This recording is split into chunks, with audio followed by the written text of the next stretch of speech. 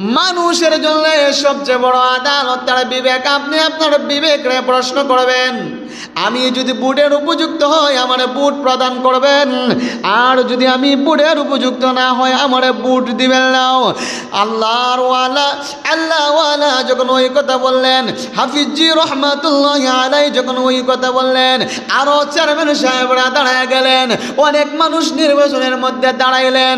কিছু কিছু চেয়ারম্যান সাহেবরা বক্তব্য দিতেছেন, আমি যদি চেয়ারম্যান হই, আমি যদি উপজেলার মধ্যে চেয়ারম্যান হতে পারি, ভাইস চেয়ারম্যান হতে পারি, ওয়ার্ড মেম্বার হতে পারি, এমপি মন্ত্রী হতে পারি, আমি ওয়াদা দিলাম আপনাদের এলাকার রাস্তাঘাট আমি সুন্দর করে দেব, আপনাদের এলাকার আমি যত রাস্তাগুলো আছে, যত সমস্যা আছে সমাধান করে দেব, ইয়েতিমদেরকে কোনো কষ্ট দিব না, মিসকিনদেরকে কোনো কষ্ট দিব না, অসহায়দেরকে কোনো কষ্ট দিব না। চেয়ারম্যান সাহেবরা বক্তব্য দিতেছেন। আল্লাহর বান্দা হাফিজি রহমাতুল্লাহি আলাইহি কোনো কথা বলেন না। আল্লাহর বান্দা হাফিজি রহমাতুল্লাহি আলাইহি বসে বসে লা ইলাহা ইল্লাল্লাহ, লা ইলাহা ইল্লাল্লাহ পড়ে চেয়ারম্যান সাহেবরা বলে, হাই হাই হাই, হুজুরদের কায়া কোনো কাম নাই। হুজুররা নির্বাচনের মধ্যে আসছে, নির্বাচনের মধ্যে আসছে আবার বটগাছওয়ালা। হুজুর নির্বাচন কইরা পাশ কইরা কি করব? হুজুরদেরকে ভোট দেওয়া যাবে না।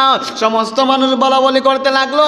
সমস্ত মানুষে বলে, সমস্ত চেয়ারম্যান সাহেবরা বলে, সমস্ত মেম্বার সাহেবরা বলে, এই নির্বাচনের মধ্যে যদি পাশ হয় তাহলে রাস্তাঘাট করে দিবে, ব্রিজ করে দিবে, রানীদেরকে রানী ভাতা কাট করে দিবে, পঙ্গদেরকে পঙ্গ ভাতা কাট করে দিবে, অসহায় মানুষদের হক আদায় করবে।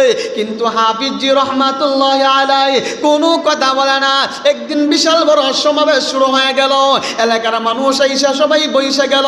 এবার এক চেয়ারম্যান সাহেব বক্তব্য দিল, আমি যদি চেয়ারম্যান হই কখনো অন্যায় হবে না, কখনো অপচার হবে না, কখনো দুর্নীতি হবে না, আমি ওয়াদা দিলাম। চেয়ারম্যান সাহেব বক্তব্য দিয়ে চলে গেল।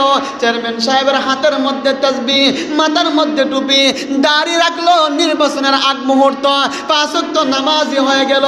বুটের জন্য 5 ওয়াক্ত নামাজি হয়ে গেল, নির্বাচনের জন্য 5 ওয়াক্ত নামাজি হয়ে গেল।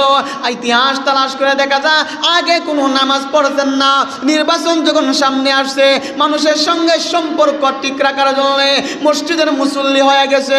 হাফিজি রহমাতুল্লাহি আলাইহি ওই চেয়ারম্যান সাহেব বক্তব্য দেওয়ার পরে হাফিজি রহমাতুল্লাহি আলাইহি বলেন, হাই হাই হাই, ওই মানুষটা কত সুন্দর করে বক্তব্য দিল, আমি যদি চেয়ারম্যান হই রাস্তাঘাটটা ঠিক করে দেব।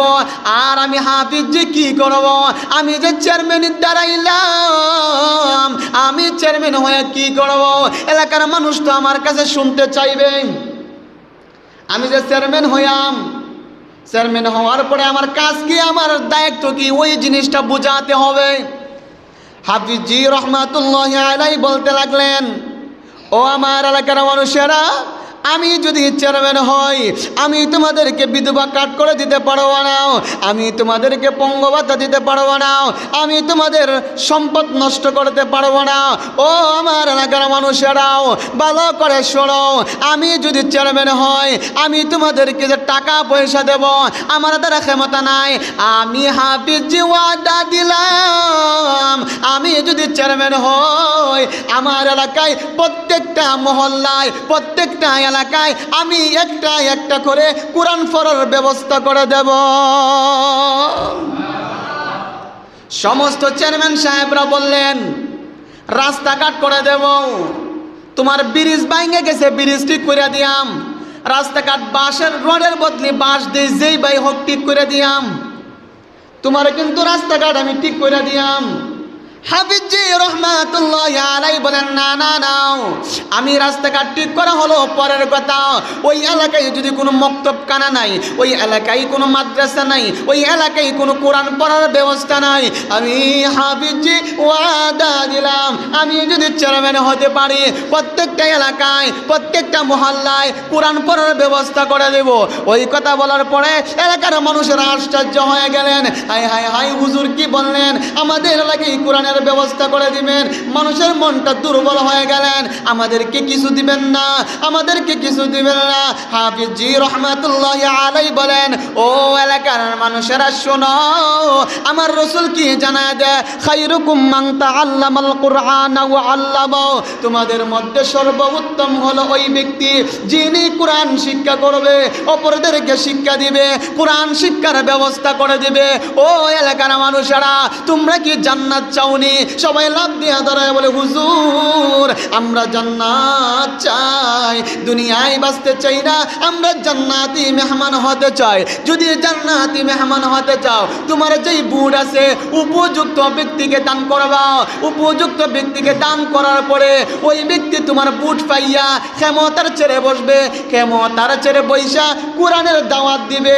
এরকম ব্যক্তিকে বুট দান করবা না যেই ব্যক্তি ক্ষমতা পাওয়ার পর মামলা হামলা দিয়া তোমার অন্যায় অত্যাচার করবে।